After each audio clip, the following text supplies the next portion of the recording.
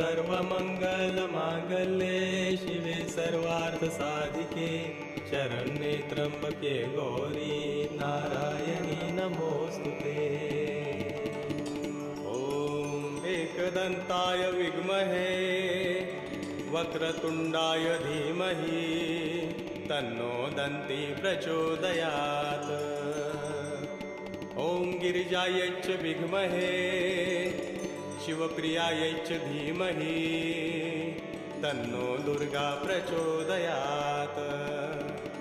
ॐ तत्पुरुषाय विद्महे महादेवाय धीमहि तन्नो रुद्रः प्रचोदयात्। ॐ उमामहेश्वराभ्यां नमः। ॐ पार्वत्यै नमः। ॐ